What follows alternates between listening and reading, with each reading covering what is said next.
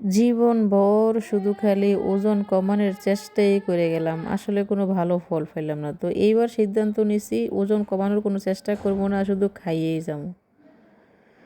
আজকে কয়েকদিন যাবৎ কিন্তু রাতের খাবারটা অনেক বেশি হয়। সন্ধ্যার পর থেকে রাত্র 10টা পর্যন্ত কিন্তু এটা একটু ওইটা একটু মানে খাইতেই থাকি।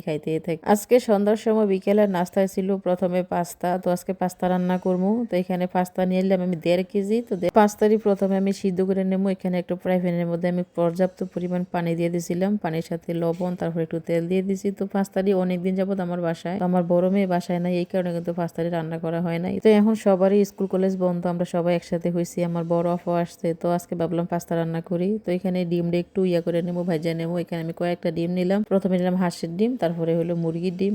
ডিমটা একটু ভাজা নিলাম। তো সব মায়েরা মনে এমনই হয়। আসলে আমার বড় মেয়েরা বাসায় না থাকলে কোনো জিনিস খাইতে ইচ্ছা করে না। যে জিনিসটা খাইতে চাই ওই জিনিসটা আচ্ছা ঠিক আছে থাক, আজকে খাবো না, অর্পায় আসলে একসাথে খাবো, মানে এমন একটা চিন্তাধারা আর কি। আমার কাছে যে বাচ্চারা আছে আসলে ওই বাচ্চারা আমি খাওয়াইতে ভালো লাগে না, কারণ আমার 3টা বাচ্চা খাইবো, একটা বাচ্চা না খাইয়ে থাকবো। আসলে আমার কাছে অনেক খারাপ লাগে। তো এই কারণে অর্পার লেগে সবকিছু জোগাড় যন্ত্র করে রাখিয়ে দেয়। অর্পা আসলে কিন্তু একটা খানার একটা ধুম, প্রতিদিন সন্ধ্যার সময় এইটা ওইটা একটু একটু করতে করতে কিন্তু অনেকটি হয়ে যায়। তো এটাতে একটু খাইলে কিন্তু আসলে খানা ওভার হয়ে যায়। তো আজকেও এমনই হয়েছে। আজকে কিন্তু পাস্তা রান্নার সাথে সাথে কিন্তু অর্পা কইতেছে আন্টি অনেক দিন যাবত কেক খাই না। তারপরে আমার ছোট বোন কইতেছে আচ্ছা ঠিক আছে একটা কেক আনাইতেছি। তো আমার বাসার সাথেই কিন্তু একটা কেকের দোকান হয়েছে, অনেক ভালো কেক পাওয়া যায় এখানে, অনেক ভালো মিষ্টিও পাওয়া যায়। তো সকালবেলা আমার বোনে আবার 2 কেজি মিষ্টি আনছিল, মিষ্টি আমরা সবাই খাইলাম। তারপরে 2 পাউন্ডের একটা কেক আনছিল।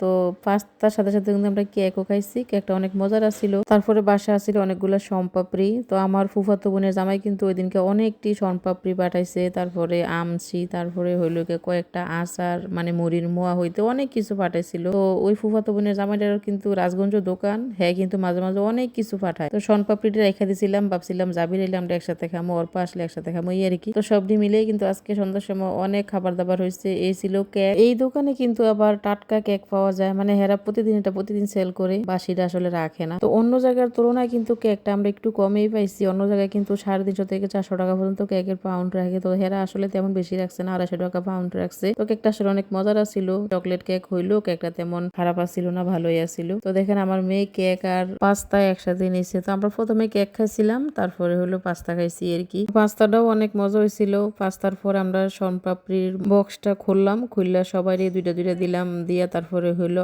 আচার, বার্মিজ আচার। তো এই আচারটা কিন্তু একসময় অনেক পছন্দ ছিল আমার। এই আচারটা কিন্তু আমার মেয়েরও অনেক পছন্দ করে। তো এই আচারটি আসলে আমার ফুফাতো বোনের জামাই দোকানে পাওয়া যায়। তো হে কয়েকদিন পর পর অনেক আচার টাচার পাঠায়, আমরা খাই আসলে। তো আসলে আমার ছোট বোনের জামাই, তো